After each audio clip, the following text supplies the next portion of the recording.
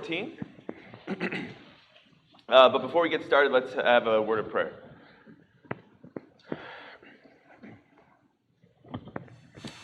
Our almighty and great and glorious Father in heaven, we come to you to praise your name, to recognize you as the great God, to be so grateful to you for the day we have today, the opportunity to glorify you. We are grateful for all those hearts who have come together this morning together to worship you. And we pray that you'll be with us in all of our worship this morning, that we'll glorify you in a way that's pleasing to you, in the way that you have prescribed for us, and that you'll be with us now in our classes, that we will understand your word better and understand your will for our lives. In Christ's name we pray. Amen. All right, so I wanted to just start with kind of backing up a little bit, thinking about the whole quarter a little bit, and just think about a few things. We're going to be, what time period are we in now? Divided kingdom, all right, so the kingdom has just divided. So we're in the divided kingdom. So what's difficult about studying the divided kingdom? What are some things that make what we're I have hands all over the place immediately. I thought you guys were going to have to think about it for a minute. Karen. Well, further down, so many of their names. Okay, names. All right, so there's a ton of names. There's names of kings, there's names of prophets, and as Karen said, a lot of them are the same. All right, we're going to meet today. We're going to have two characters who have the exact same name. All right, and sometimes their names are a little bit different if like between the Kings and the Chronicles. Okay, so today we're going to have a king Abijah, but it's Abijam in Kings and Abijah in Chronicles, same guy. Okay, so really, it's difficult for us, but it's honestly, it makes a lot of sense. We do the same thing, right? We have Tom and Tom and Tom, right? Okay, we have the same thing, and sometimes sometimes he's Tommy, and sometimes he's Thomas, depending on who's referring, right? Same person, okay? Same thing. They have slightly different spellings, slightly different references, right? We have, took me forever when we first got here. We have Dina and Deanne, and I knew who they were, but the names were straight. And then Amanda started talking about Dee Dee, and I was like, wait, which one's Dee Dee? Okay? Same idea, so you have to focus. You have to pay attention, repeat things to yourself, make sure you're getting straight. Good. All right. Cindy, were you shoot your hand up? Basically, same thing.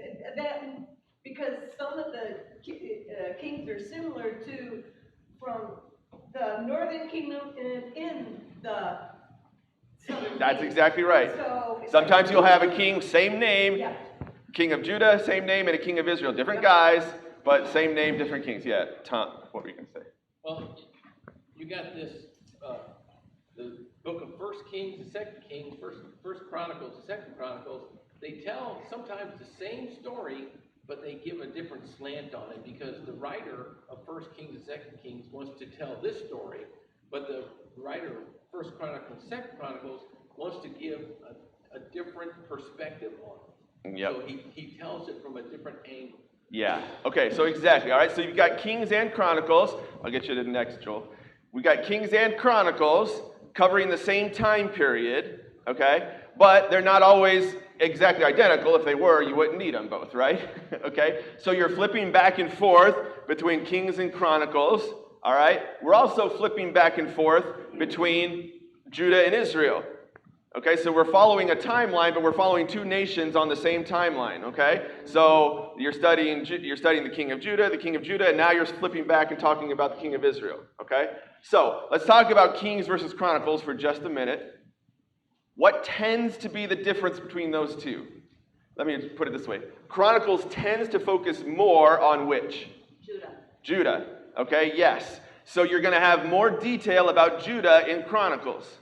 All right, so, for instance, today, when we get to Abijam of Judah, Kings is going to have like 8 verses on like just a high-level summary of Abijah as king of Judah, but then Chronicles is going to have a chapter there that's going to have the summary, but it's also going to tell us a specific story about him.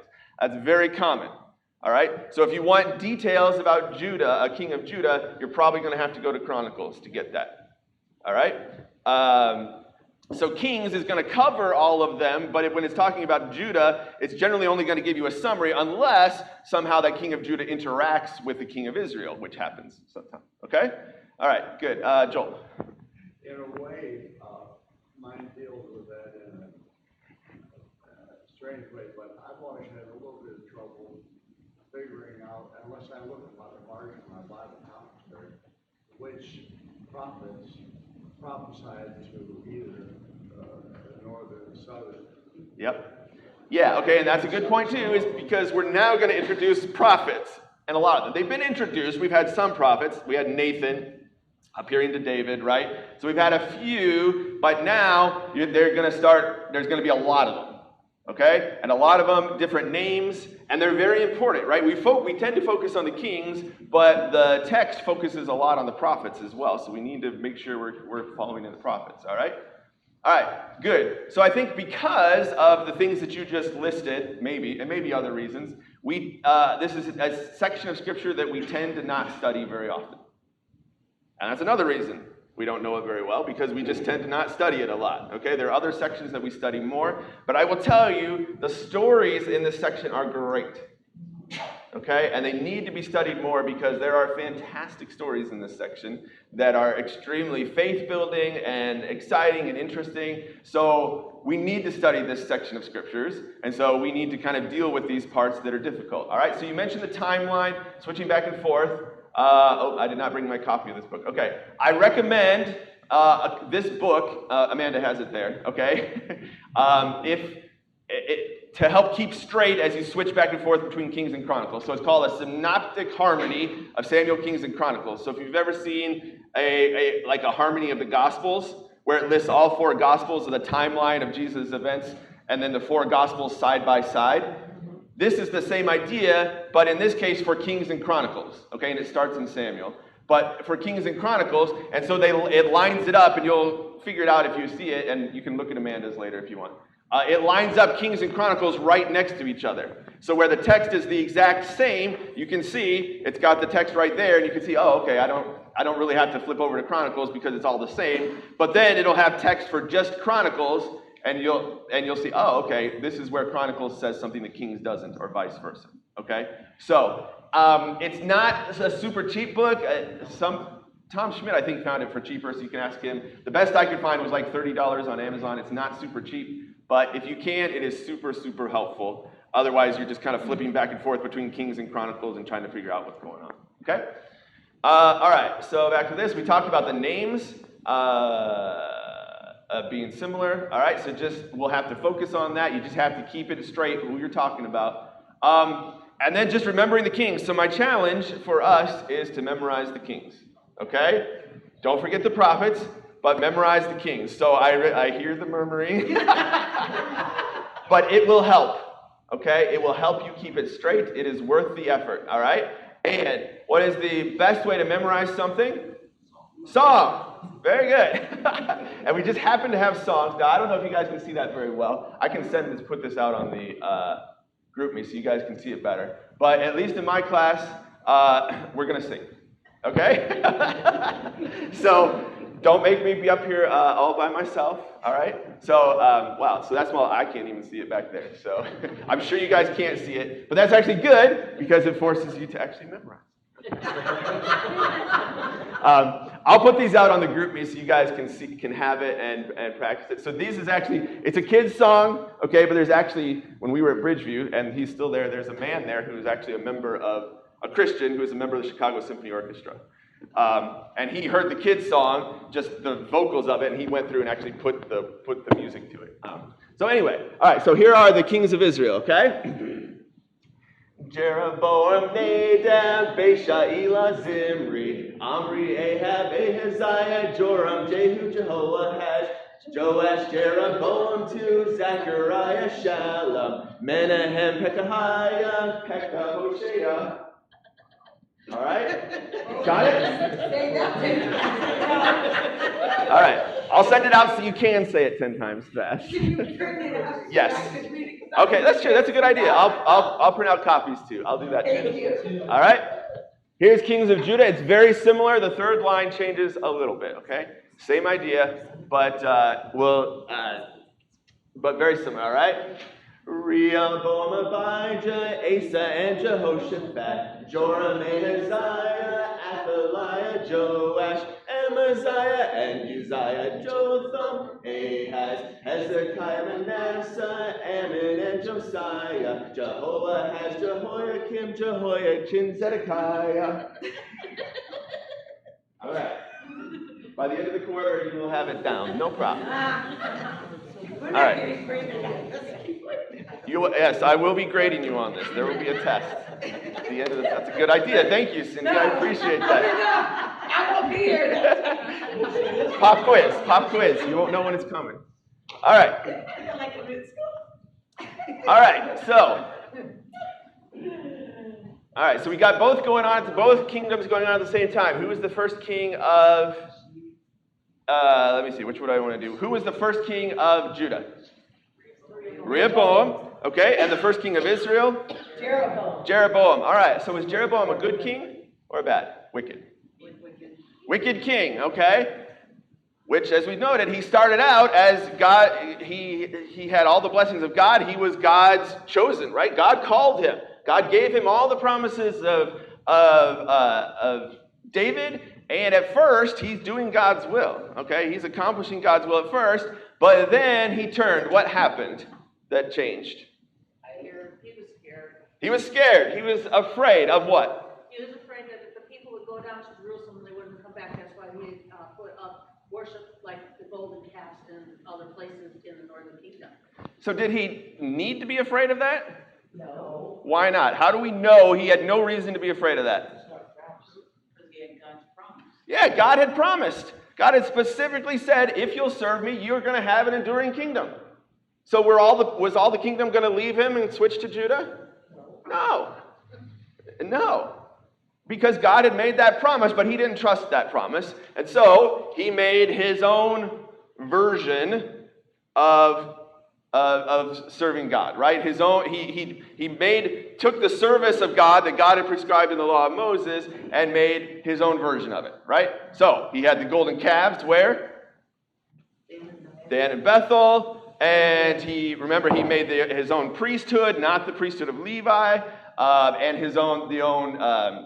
he made a new feast on the 15th day of the 8th month. So he's sort of mimicking the true worship of God, but it's his own version. And the text over and over talks about what he had made, right? The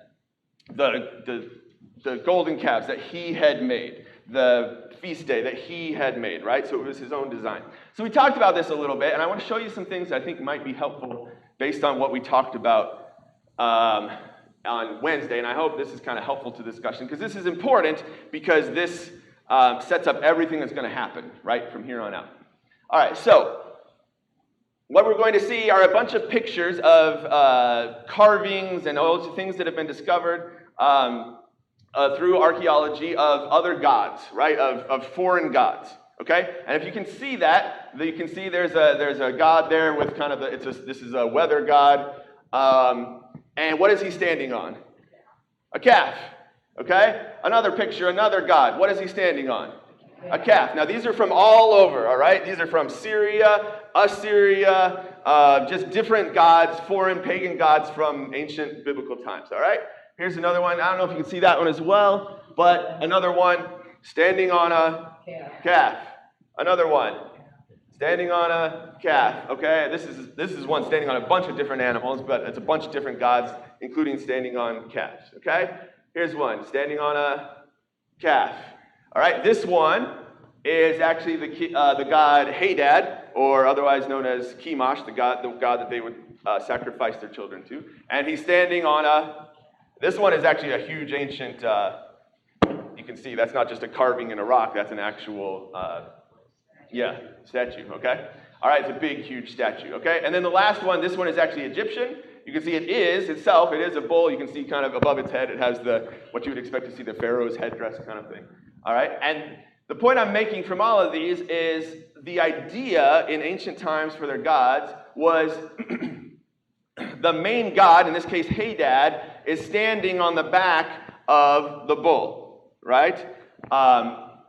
And the point is that the God is the main God. The one standing is the main God, and it's like the calf or the bull is like a semi-God, right? It's the God, what the calf was like the mediator in their minds that gave you access to the main God, if that makes sense. This is not the way we think about things at all, right? But this is a very ancient way of thinking that the calf was like the mediator, okay? And this Egyptian one, this was their mediator God, okay? That they thought of giving access to the other gods.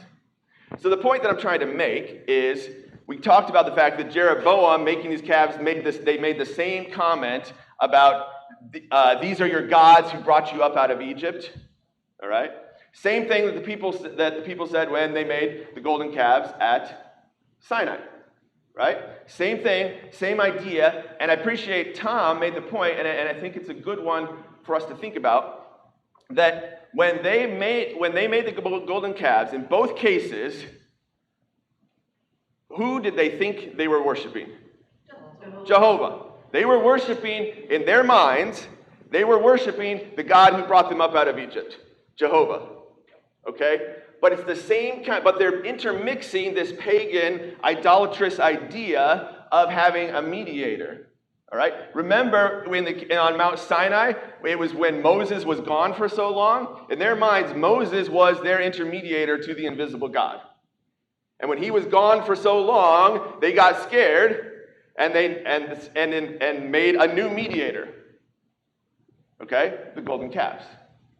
Jeroboam is doing the same is the exact same idea. Okay? And so I appreciate Tom's point because it's not just as simple as, well, okay, they fell into idolatry again. All right? And I pointed out the 10 commandments, the first 2 commandments. The first one is, you shall have no other gods before me.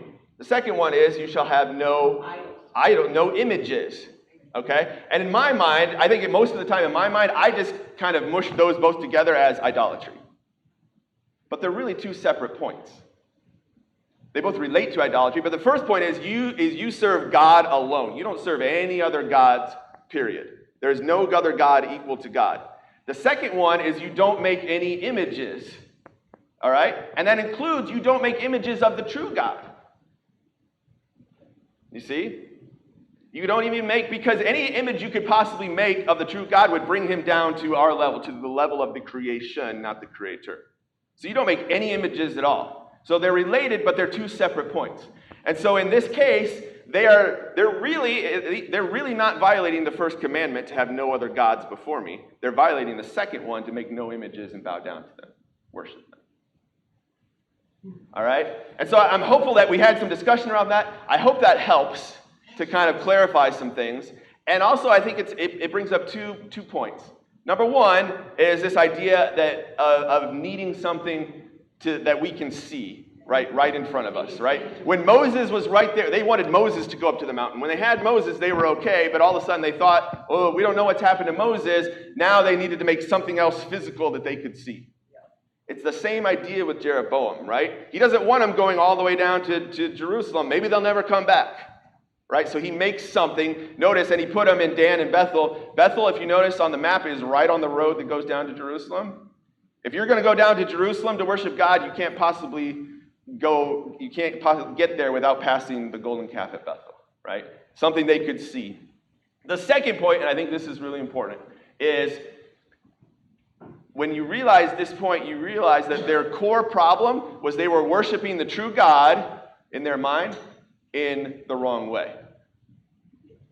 They'd come up with their own way, which was a mixture of the way the nations around them worshipped, to worship the true God. And was that okay? Is it okay to worship the true God in the wrong way? It's not. And that brings it home to me. Because if I just say, there they go worshiping idols again, I'm not tempted to bow down to stone or wood. So I can just kind of, those crazy Israelites, there they go again, bowing down. But that's not the core point. The core point is they were worshiping the true God in the wrong way. And that is something I have to deal with. That is a temptation that we face. That is a discussion that you're going to have with your neighbors all the time. Because people in the world today will say, well, we're all worshiping the same God. We don't need to be worried about the details of exactly how we work, because after all, we're all worshiping the one true God, and so he wants us to worship him. He's going to accept our worship. You see the point? That brings it home because people are saying that all the time. And so people say, well, why are you guys so worried about instruments in worship? After all, we're all worshiping the same God. And in the New Testament, it talks about the instrument being the heart and the voice. But if we add another instrument, we're all still worshiping the same God. And after all, wouldn't God want me to use my talent to worship him? You see the same point? We create our version, what we want, what Jeroboam wanted, our version of worshiping the true God. And that's okay, because after all, we're all worshiping the same God. So it's an important point because it brings it home to us, I think. Okay? Now, there's been a couple hands. I'm going to allow a couple comments because this is all review. We haven't even gotten into today's text yet. So I'm going to allow a couple comments, and then beyond that, I think we need to move on because if there's discussion about this, I love having discussion outside of class as well, so bring it to me. If you agree, disagree, just want to talk about it further, go ahead. But we're going to have a limited conversation now and then move on to today's actual text. So, Daryl had his hand up and Amanda.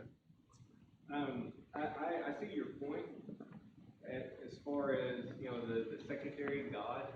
In Exodus 32 and verse 4, the ending there, this is your God, Right. O Israel, that Yep. brought you out of the land of Egypt. Right. Yeah, I mean, that's pretty much, pretty much at the pinnacle, at the very top. Right. I see, your point, being a secondary or mediator.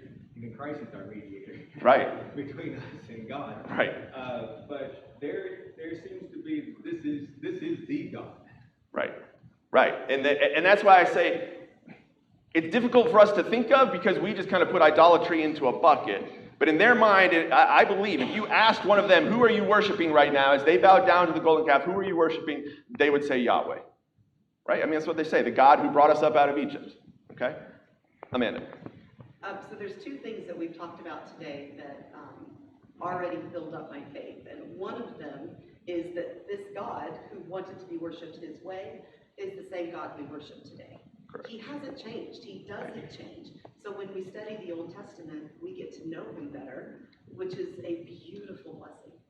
And the second thing is that the fact that those names that we talked about are so confusing and repetitive and come in different forms is more proof to me that the Bible is truly inspired. If it was written by a human, we would never use repetitive names or change the names between different accounts because that would make it confusing. Right. So the reason we can know it's real is because some of these people have the same names.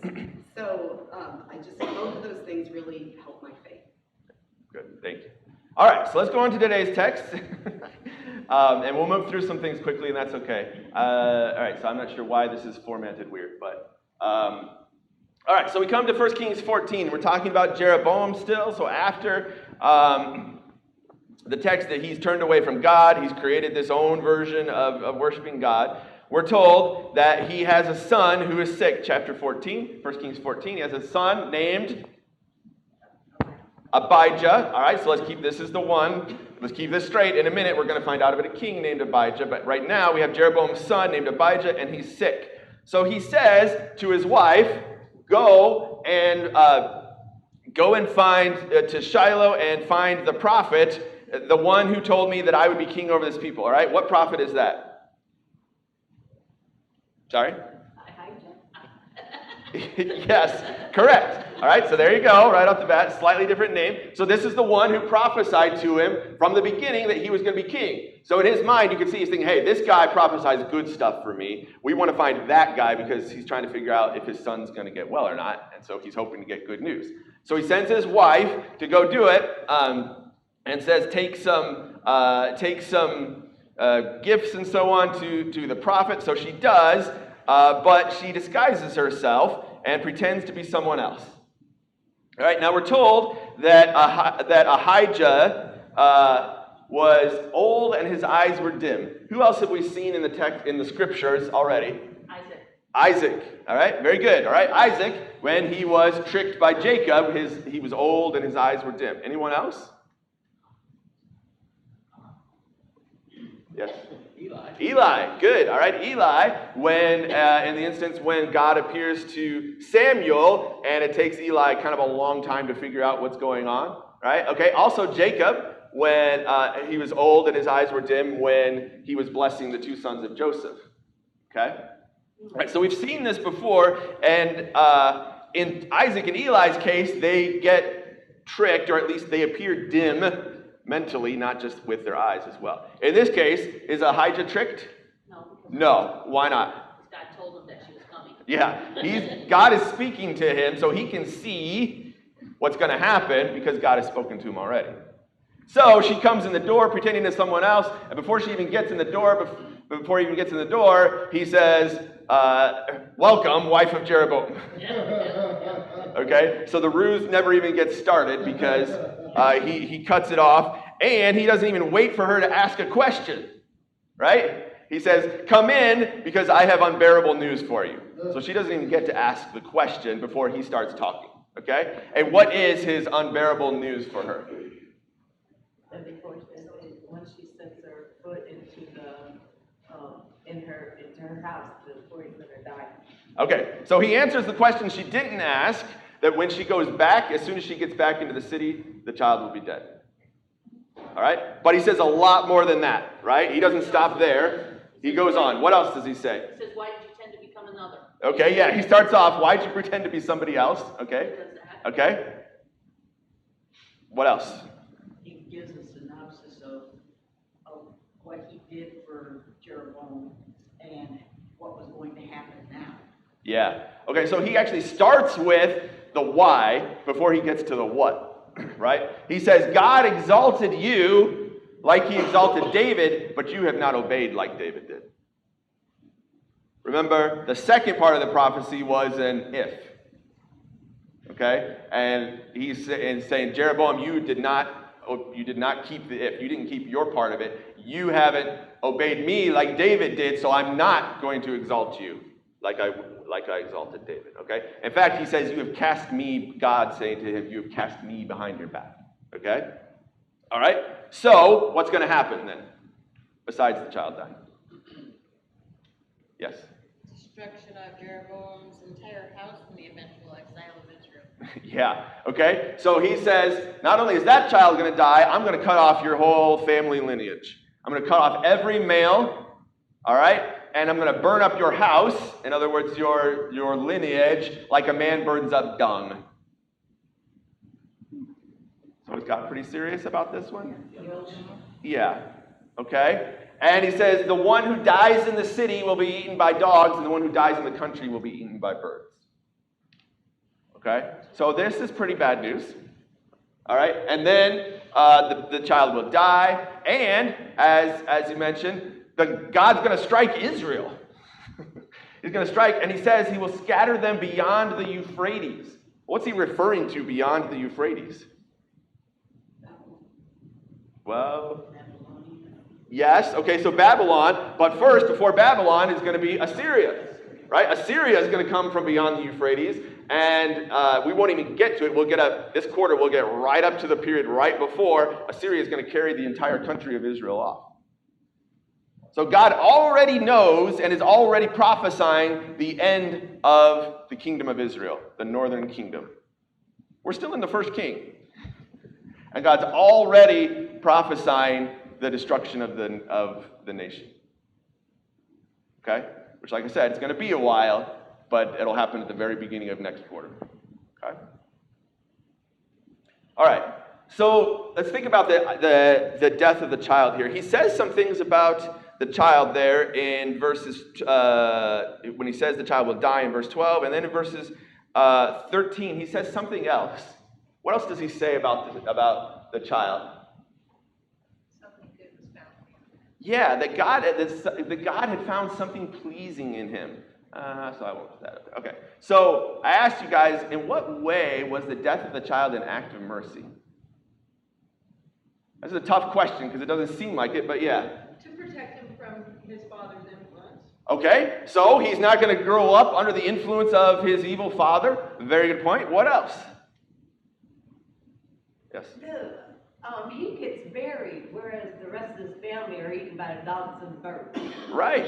So he, at dying at this time as a young child, is actually, Israel mourns for him and he receives a burial, okay? And that's going to be unlike all his brothers. All the brothers who grow up, they're going to die like he just described, right? They're going to die and be eaten by the dogs and the birds.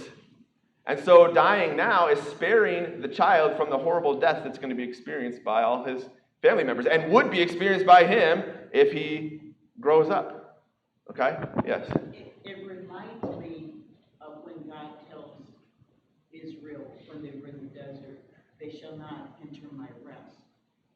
The child, it doesn't say so, but you get the feeling that the child has entered God's rest. Right. Yes, exactly. And we look at these things and say, wow, how could God possibly be so cruel as to just kill the child? But you see, God is seeing the big picture, right, Karen? It just reminds me of what's going on in Texas, and I see all these children, they said they're at peace with God right now. Exactly right, exactly right. And it's hard for us to see that and understand, and people will look at that and say, wow, how could God not have spared all these innocent children?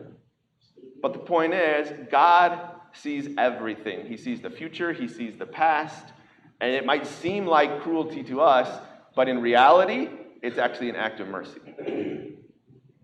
And again, those are hard things for us to see and understand, but they're things that we need to understand through faith.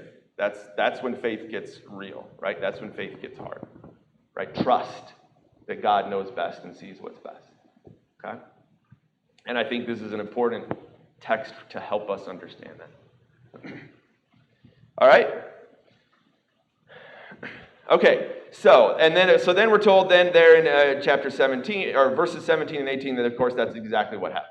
Right? Exactly what God said, that the child did die, that they did mourn for him and bury him, exactly as the prophet Ahijah had said. All right? Now, that basically will wrap up then the text discussion of Jeroboam. Verse 19 and 20 are going to have a quick wrap up that he reigned 22 years. And so this is kind of the formula that most of the kings are going to have, right? It's going to talk about how long they reigned, that they were, that there's other books that talk about their reign and so on. Okay? Now, there's one other thing that happens, though. If you go to 2 Chronicles chapter 11, all right, so this was part of the assigned reading. In 2 Chronicles chapter 11, verses 13 and 17, what else happens during this time period where Rehoboam and Jeroboam are reigning? What other important thing happens there? Yes, Karen? I think it's the time period when the priests and the Levites moved back to Judah. Yeah, Because so... they were rejected as priests by Jeroboam. Exactly, okay? So when Jeroboam creates his own version of the religion, including his own version of the Levites, or anybody could be a priest, right? The true priests of God and the true Levites in service defect, basically, leave Israel and go down to Judah, where Jerusalem is, where the true worship of God is. Okay? So in effect, Judah is strengthened, okay? And it talks about Judah having been strengthened for 3 years in particular. But if you think about this going forward, think about what that does to Israel and Judah going forward. Karen? It wasn't just the priests either, Yep. the Levites, it was a lot of the faithful people of Israel that went there to build their forces up too. Yeah, exactly. It talks about even just the people, faithful worshipers, right? So Judah is going to be strengthened because basically all the faithful people, all the leaders, the worship leaders of both Israel and Judah are now going to be concentrated down in Judah. Okay? But Israel, on the other hand, is left with no moral foundation whatsoever. So not only has Jeroboam created his own separate worship, he's by his actions, he's completely eliminated basically anyone who wants to worship God in the right way has to leave. And so from here on out, we say frequently, are there going to be any good kings in Israel? Is Israel ever going to be a time when they serve the Lord? No. And it's because they have no foundation. From the very start of Jeroboam's reign, they have no foundation to serve God at all. And there's going to be a lot of evil and wickedness in Judah, but Judah will kind of go back and forth. And part of that is because there'll be good, better kings and worse kings. But I think also that is what's right here, right? Is there's at least a foundation of people who are tasked with keeping the law, with keeping the worship in Jerusalem. There's at least that foundation for people to come back to, right? Israel never has anything. All right? All right, so that's an important section. All right, already talked about that. Okay. All right, so then the text goes to Rehoboam. All right, so we're switching now. We're talking back about Rehoboam, who is the king of Judah. All right, southern kingdom in Judah. And the text here in chapter 14, verse 21, picks up Rehoboam, who is whose son? Solomon. Okay, he reigns 41 years. He was 41 years old. He reigned 17 years. And it specifically mentions he reigned 17 years in Jerusalem. What's important about that? That's where David reigned. That's where David reigned, and it's drawing a contrast. Unlike Jeroboam, right, who's forcing people to worship in other places, Rehoboam is going to be in Jerusalem, the place where people are supposed to go to worship. Okay? He emphasizes something else. What nationality was Rehoboam's mother? Ammonite. An Ammonite. Why do you think he would bring that up? The text would bring that up. It's going back to the core problem here that Solomon started of marrying the foreign wives, okay? And that's going to continue then into his children because his children are going to be a product, in this case Rehoboam, the next king is going to be a product of one of those foreign wives, okay? And so then, not surprisingly, is he a good king or a wicked king? He's wicked, okay? He did evil in the sight of the Lord, provoking him to a jealousy. All right, so again, this is going to be a typical, for the wicked kings, this is typically what this text is going to say. They did evil in the sight of the Lord. They provoke him to jealousy. All right, but remember, this is kind of after the initial, this is a summary of his whole reign, but the text in 2 Chronicles 11 told us that there were those 3 years at the beginning when all the Levites and so on were coming, that he did well. But the summary of his whole reign is that he did evil in the sight of the Lord. All right, so he abandoned the Lord after those first 3 years. Okay, and it goes in. What are some of the details that it tells us about Judah? By Egypt. Okay, yes. So there's an attack by Egypt. What are some of the specifics of his evil? Yes. Well, before the attack in Egypt, it says that he set up idol worship, and it says even the whole, a lot of people of the people of Judah had set up high places where they worshiped Baal and Asherah on the high places. And like you said, like you have up there, they have idol worship, all over the land of Judah. Right. And so this is a terrible thing, acute of just, I can't think of the word, of just of telling of the people of the land that are following after the lead of the leadership of Rehoboam, that they're all going after this idol worship, and it just tells you what leadership means when the king, is doing this idol worship, but the whole land, all the people do this, and it's just a terrible thing. Exactly, and that's a really good point about the leadership, because they have the temple and they have the priests. They're in Jerusalem. They have the where the true worship of God should be, and yet Rehoboam is leading them into all this idolatrous worship. Okay, so it talks about having high places and pillars and the Asherim on every high hill. All right, it even talks about having the male cult prostitutes, right? So they're using prostitution as a form of idolatrous worship. And it says, like all the nations that God drove out before them. Okay? So what God was supposed to drive out, what God did drive out of the land, and what the people were supposed to completely drive out of the land, but didn't, is now coming back. Okay? In all of this idolatrous worship. All right? So, we mentioned that he was attacked by Shishak. So why was he attacked by Shishak? So now, this is one of those places. Kings is just going to give us a little tiny snippet of it. But if you go to 2 Chronicles 12, it's going to tell you more about this attack by Shishak. Why does Shishak attack? Verse 2. Yes? Because pay the tribute to him.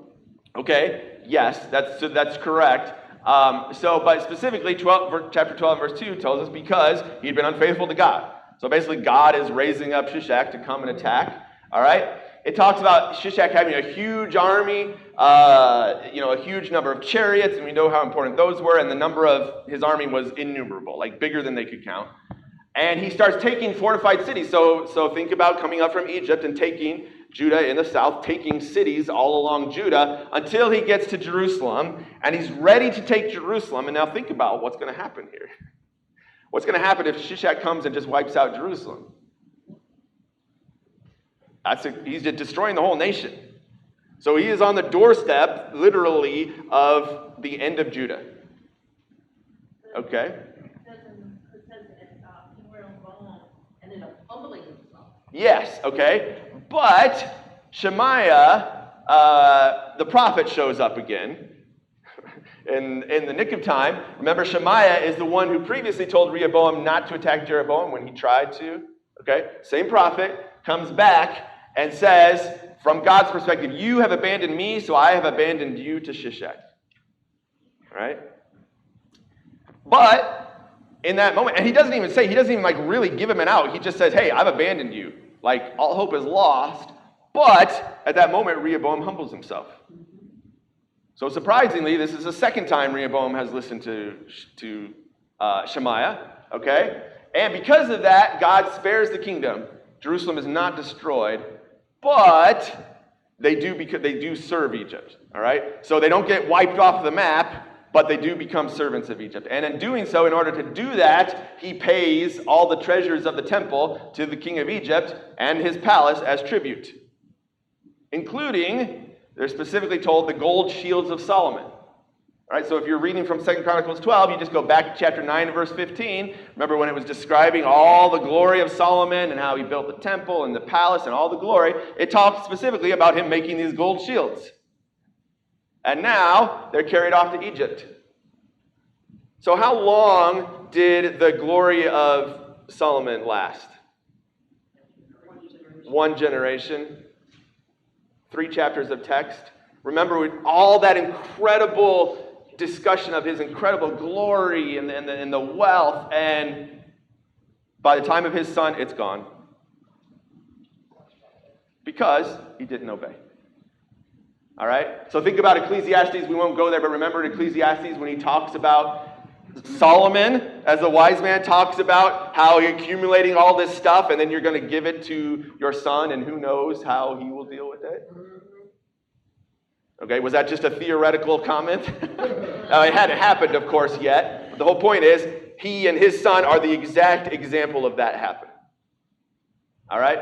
So Rehoboam makes shields of bronze as replicas, which may sound okay to us, but think about it. Remember when Solomon, what did it say about silver?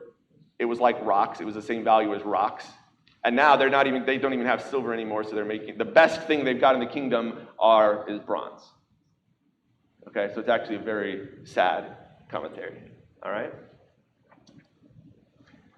So that's basically then going to be Rehoboam. That's basically what the text will tell us about Rehoboam's reign. All right, so I want to show you this quickly. All right, so this is a map. Again, it's really little. You probably can't see it, but this is a map. You see Israel in green, Judah in kind of the gray there. You see the red altars at Dan and Bethel. There's a bunch of towns there in Judah on this map that have just little white circles by them that are places that were attacked by Shishak on his way up to Jerusalem. And there are places north of that. And we know that not because of the Bible text, but because of archaeological discoveries. Okay? In particular, this is a temple at Thebes. So this is in Egypt. This is a temple at Thebes, and I'm just going to kind of zoom in. This is a zooming in onto one of the walls here. And if you can start on one of the walls there, when you zoom in, you can see there's like a big figure there, okay, kind of on the left side. That is a god, an Egyptian god. On the right-hand side, again, none of this is in the Bible. This is just pure archaeological discovery in Egypt. On the right side, what one time was Shishak, but probably some king came in later and sponged him out because he didn't like him for whatever reason. Okay, but it would have been Shishak. And then you zoom in further, And there's all these little, there you see the picture of the God. There's all these little, kind of little figures. And I'm zooming in really close. Each one of those represents a town that Shishak destroyed on his raid. And it lists towns in Judah. And that's why those are on those maps. Aijalon, don't remember off the top of my head, but towns in Judah that he conquered on his raid, and towns north of Judah that he kind of, after he passes up Jerusalem, takes the treasure, he goes up north into Israel's territory and attacks up there before he comes back down. Okay? So, I love this stuff. I think this is amazing because it's telling us exactly what the Bible text, and it specifically talks about, in the Bible text, it talks about how there were other nations from Africa were with him, Ethiopians and so on. Again, we know based on that exact thing, that Shishak was very powerful, had conquered that whole region and brought people with him. Again, just pure archaeology, not from people who believe the Bible at all, but they are completely corroborating the Bible story. Okay? All right. Our time is up. This is close. So you can see on each one there's different little markings to represent the different towns. All right. We didn't really get to Abijah, but our time is up. Yeah, our time is up. All right. So we're just going to go to the applications. Number 1, James 4:8, draw near to God and he will draw near to you. But that works both ways. If you go away from God, he will go away from you. And if you draw near to God, he will draw near to you. We see that with all of them. Jeroboam was exalted by God, but then he turned his back on God, and the kingdom was torn away from him. Rehoboam, the text says, abandoned God, so God abandoned him to Shishak. What we didn't get to is in Abijah, who was a wicked king, like his father Rehoboam, but there's a moment where he does rely on God in a battle against Jeroboam, of all people. He actually relies on God, and God helps him, and he wins the battle. Despite being a wicked king, in that moment, God helps him. Okay? Because he draw near to God. All right? And then finally, man does not see as God sees. We've really talked about that, but it's not our place to judge God because God sees infinitely more than what we see. All right. Thank you very much. On Wednesday, we will be studying Asa's reign. So again, this is one place. Make sure you're reading Chronicles, okay? If you read Kings, you're going to have just a summary, a little bit on Asa, but make sure you read 2 Chronicles 14 through 16 because there's way more detail. All right? Thank you.